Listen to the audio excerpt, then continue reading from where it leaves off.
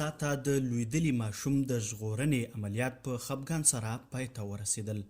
یو 15 کلن مغربي ماشوم چې له 5 ورځو راهیسې په یو سا کې له لویدو وروسته بند پاتې و، د 15 ورځو پرله پسې د ژغورلو له سختو هڅو وروسته ژوندی راوویستل شو. له راویستلو وروسته په سمدستي ډول روغتون ته انتقال شو. یو څه وخت وروسته د دغه هیواد چارواکو یو شاهي بیان کې د دې ماشوم چې ریان نومیږي مړینه اعلان کړه.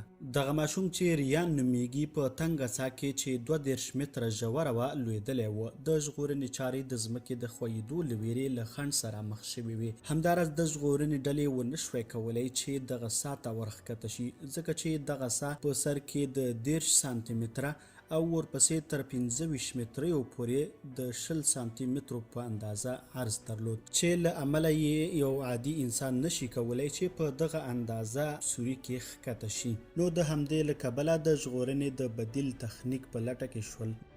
د ژغورنې په دې تخنیک کې د څا سره موازي لویه کنده وویستل شوه چې 32 متره یې ژوروالی درلود. بیا په موازي توګه د ماشوم ځای ته په رسېدو سره د نوي کندې او د سا ترمنځ باندې افقي تونل وویستل شو. همداراز د دې افقي تونل د ویستلو پر مهال د ځمکې د ښویېدو له ویرې په دې تونل کې سیمټي چوکونه استعمال شول. دغه 6 متره تونل ویستلو مرحله ډیره حساسه او دقیقه وه، ځکه چې د ځمکې د ښویېدو ویره زیاته وه او شاوخوا ټوله خاوره وه.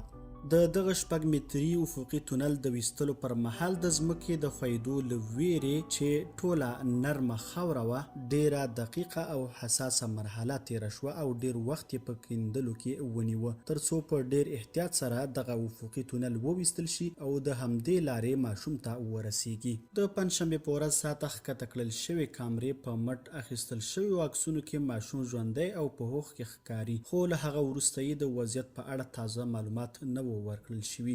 د ځایي رسنیو په ریپورټونو کې ویل شوي چې دې هلک لوبې کولې چې له شفشاون ښارګوټي نږدې 100 کیلومتره لرې د تمرد سیمې یو څا ته لوېدلی و.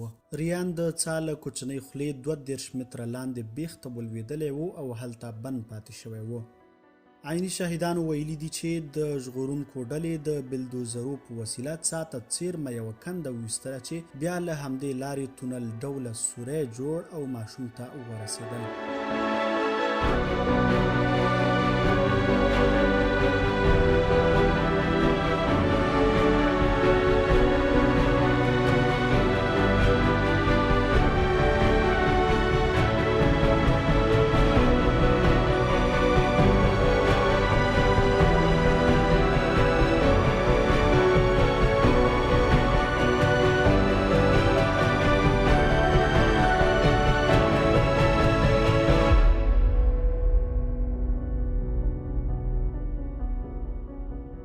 د سې شنبې له مازدیګره راهیسې د مراکش مدني دفاع مدیریت په مشرۍ د ژغورنې دا هڅې له ځنډ پرته شپه او ورځ روانې دي.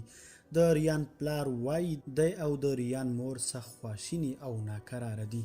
له ځایي رسنیو سره خبرو کې د ریان مور په داسې حال کې چې سترګې یې له اوښکو ډکې وې وویل ټوله کورنۍ پسې ګرځېده. وروسته مو پام شو چې ښایي په څا کې لوېدلی وي. اوس مې هیله نه ده بایللې چې ژوندی به یې ومومو.